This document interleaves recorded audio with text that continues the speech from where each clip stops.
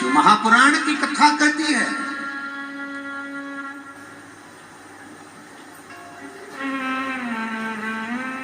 चौरानवे तरह के नरक, उन नरकों से बेटी का कन्यादान पिता को नरक से बचा लेता है। जो पिता दिन भर दुकान पर बैठता है, नौकरी करता है, सर्विस करता है, व्यापार करता है और कुछ गलत बोल देता है, झूठ बोल देता है, कुछ गलत तरीके से कमा कर ले आता है, कुछ गलत तरीके से बोल कर ले आता है, कुछ गलत तरीके से प्राप्त कर लेता है। जब वो अपनी बेटी का हाथ पीला करता है, जब बेटी का कन्यादान करता है, कन्यादान का जब संकल्प करता है पिता, अपनी पत्नी के साथ बैठकर बेटी का हाथ पीला करता है, कन्यादान करता है। पिता अपनी दुकान पर बैठकर नौकरी में, सर्विस में, व्यापार में, व्यवसाय में कितना भी छल करा हो, बेईमानी करा हो, कपट करा हो, झूठ बोला हो, पिता ने अपने बच्चों को परवरिश करने के लिए कितना भी झूठ बोला होता है, पर जब बेटी का कन्यादान पाप करता है, जब कन्यादान का संकल्प छूटता है, हाथ में से पिता का जल छूटता है, उस समय पर कन्यादान करते समय, बेटी का कन्यादान करते समय बाप सारे नरकों से मुक्त हो जाता है और पिता नरक नहीं भोगता है। पिता नरक नहीं भोगता, बेटी का कन्यादान करता। अब ये बेटियों पर निर्भर है कि आप अपने पिता को कन्यादान का मौका दे रहे हो कि ना दे रहे हो। ये बेटियों पर निर्भर है कि आप अपने पिता को कन्यादान करने। देवाधिदेव महादेव की पुत्री अशोक सुंदरी, इतनी सुंदर मां जगज्जननी जगदम्बा ने जिसको प्रकट करा हो, माता पार्वती जी ने जिसको प्रकट करा हो, वो साधारण कैसे हो सकती है? तब राजा नहुष की कथा वर्णन करती है। राजा नहुष का संबंध आया भोलेनाथ जी के यहाँ कि साहब आपकी बेटी अशोक सुंदरी का विवाह चाहिए, उसका मंगल हस्त कमल चाहिए। तब बाबा ने जब बेटी को विदा करा है, मेरे शंकर भगवान, लोग कहते हैं क्या शिव जी किसी कन्या का कन्यादान करे हैं? शंकर भगवान ने अपनी बेटी अशोक सुंदरी का जब कन्यादान करा, शंकर पार्वती स्वयं कन्यादान करने के लिए जब बैठे, राजा नहुष के साथ में जब अशोक सुंदरी का मंगल विवाह हो रहा था, जब बेटी का मंगल विवाह हो रहा था, हाथ में हाथ दिया गया, हल्दी का लेपन किया गया, सुंदर कन्यादान का भाव पिंड रखा गया, सुंदर आनंद के साथ में जब देव अधिदेव महादेव गंगा को हस्त कमल में लेकर बेटी के हस्त कमल पर छोड़ने लगे, तब बेटी अशोक सुंदरी की आंख से आंसू बहने लगे। बेटी की आंख से अश्रु बह रहा है।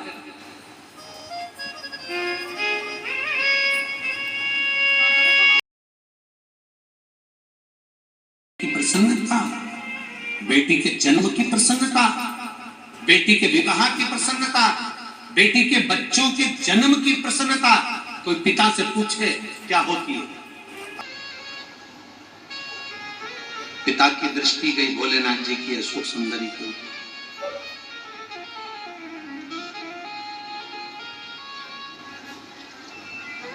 शादी की पूरी तैयारी पिता करता है, दहेज की पूरी तैयारी पिता करता है, सोना चांदी हीरा पन्ना सब पिता देता है, गाड़ी बंगला सब पिता देता है, पर बेटी की विदाई पिता नहीं देख पाता है।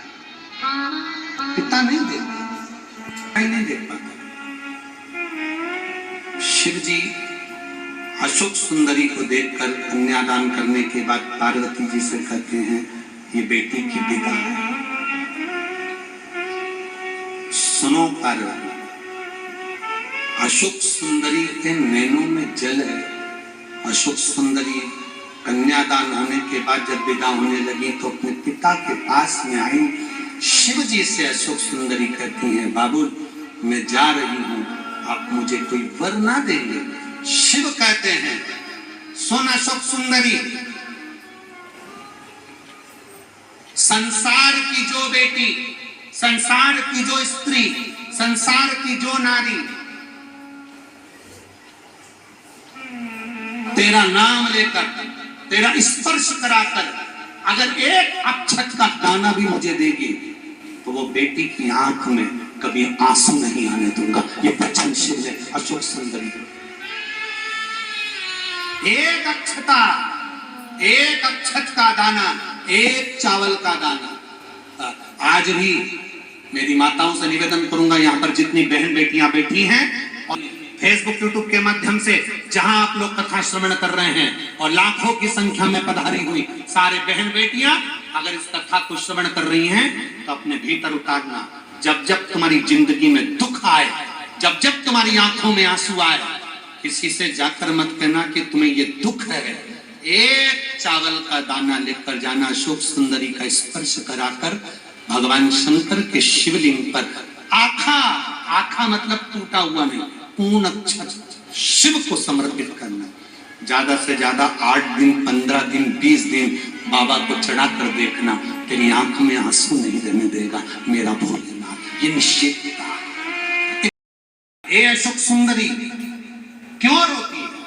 अशोक सुंदरी अपने पिता के हृदय रखकर नैनों से जल भरकर रोती और शंकर भगवान वचन देते हैं, सुन अशोक सुंदरी, जैसे तू मेरी बेटी है, जैसे तू मेरी बेटी है, वैसे ही अशोक सुंदरी संसार की कोई नारी, संसार की कोई स्त्री, संसार की कोई नारी, कोई स्त्री,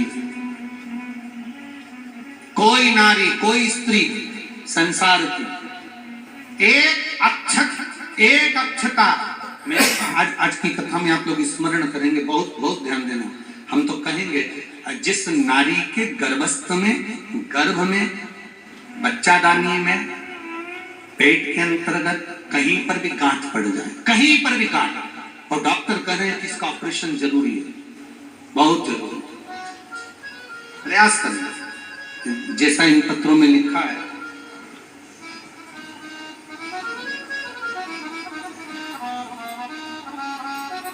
विजय राधिका बिहार मथुरा की रहने वाली हूँ गुरुजी। एक लोटे जल बेलपत्र का क्या वर्णन है, मैं खुद इसको महसूस कर सकती हूँ। मेरे कान के पीछे गठान हो गई थी जो कई महीनों से लगातार बढ़ती जा रही थी। डॉक्टरों का इलाज भी करवाया और उसमें लाभ नहीं मिला। गठान की आकृति बढ़ती चली गई। अब करे तो करे क्या? उसका आखिरी तोड़ था ऑपरेशन और फिर वो जांच के लिए जाना था। पर आंखों में आंसू भर गया। आजकल गठान का नाम सुनो और गांठ का नाम सुनो तो मन में भय हो जाता है, कोई बीमारी ना आ जाए। गुरुदेव, तब किसी ने कहा कि एक बेलपत्र शिव जी को चढ़ाकर उसको खाना प्रारंभ करो। शंकर भगवान को घर से पानी ले जाकर चढ़ाओ और उसका आचमन करो। मैंने वही करना प्रारंभ करा और गुरुदेव, बाबा की कृपा क्या होती है इस पत्र के माध्यम से सबको कहना चाहूंगी। आज मेरे कान के पीछे की जो गठान थी वो पूरी तरह से गल चुकी है। मैं बाबा को यहाँ प्रणाम करने आया। अब ठीक है, आप गठान तो नहीं है? हाथ हिला दो एक बार। हर हर महादेव। श्री एक अक्षत का दाना फल प्रदान कर देता।